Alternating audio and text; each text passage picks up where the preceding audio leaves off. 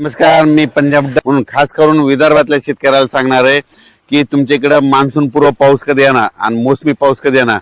तर सर्वप्रथम विदर्भातल्या सर्व शेतकऱ्याला सांगू इच्छितो की अचानक पाऊस कंप्लीट 21 दिवस राहिलेला आहे.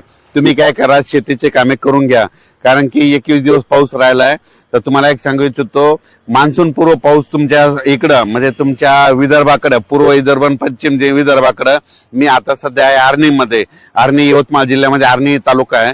तर तुमच्या इकडं तुम्हाला सांगू इच्छितो 27, 28, 29, 30, 31च्या दरम्यान मान्सून पूर्व पाऊस येणार आहे, म्हणून हा अंदाज विदर्भातल्या शेतकऱ्यांनी लक्षात घ्यायचा. विदर्भातल्या सर्व शेतकऱ्याला सांगू इच्छितो की तुम्ही शेतीची कामे करून घ्या. आज विशेष म्हणजे 18 मेला अंदमान बेटावर मान्सून आलेला आहे. म्हणजे अंदमान बेटावर 17 मेला मान्सून आला, तिथून कंप्लीट 10 दिवस केरळला यायला लागतात. मग 10 दिवस म्हणजे 26 तारखेला तो केरळ येईल आणि त्याच्यानंतर 5 ते 7 मध्ये 7 जून पर्यंत म्हणजे महाराष्ट्रात पाऊस दाखल होऊ शकतो. म्हणून हा अंदाज विदर्भातल्या शेतकऱ्यांनी लक्षात घ्यायचा आणि आपण आपल्या शेतीची कामे करून घ्यायची. कारण की विदर्भात असल्यामुळे तुम्हाला सांगतो, पूर्व विदर्भ आणि पश्चिम विदर्भामधले सर्व शेतकऱ्याला सांगू इच्छितो की तुमच्याकडे मात्र एक मान्सून पूर्व एक अवकाळी पाऊस येणार आहे आणि ते पाऊस मात्र 27 मे, 27, 28, 29, 30, 31च्या दरम्यान तो मान्सून पूर्व अवकाळी पाऊस येणार आहे.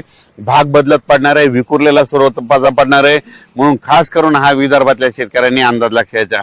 त्याच्यानंतर विदर्भाच्या बाजूला मराठवाडा आहे. तर मराठवाड्यामध्ये मान्सून पूर्व पाऊस कधी येणार, म्हणजे मराठवाड्यात देखील 27, 28 मेच्या नंतरच मराठवाड्यात देखील एक मान्सून पूर्व अवकाळी पाऊस येणार आहे. म्हणून हा मराठवाड्यातल्या शेतकऱ्यांनी अंदाज लक्षायचा. मराठवाड्यातल्या सर्व शेतकऱ्याला सांगू इच्छितो की अचानक कंप्लीट 21 दिवस पाऊस राहिलेला आहे. तर तुम्ही काय करा, शेतीची कामे करून घ्या. त्याच्यानंतर तुम्हाला सांगू इच्छितो उत्तर महाराष्ट्रातल्या देखील शेतकऱ्याला सांगू इच्छितो की तुम्ही काय करा, अचानक पाऊस कंप्लीट 21 दिवस राहिलेला आहे. तुम्ही जवळपास म्हणजे 21 दिवसापर्यंत तुम्ही तुमची शेतीचे कामे करून घ्या. कारण की उत्तर महाराष्ट्रात देखील म्हणजे 27, 28, 29 म्हणजे मेच्या शेवटच्या आठवड्यात चांगला एक मान्सून पूर्व अवकाळी पाऊस येणार आहे आणि त्यामध्ये तुमची शेतीची कामे होणार आहे. पण या पावसामध्ये विजेचं प्रमाण जास्त असल्यामुळे शेतकऱ्यांनी शेतीचे कामे करत असताना आपली स्वतःची काळजी घ्यायची, झाडाखाली थांबायचं नाही.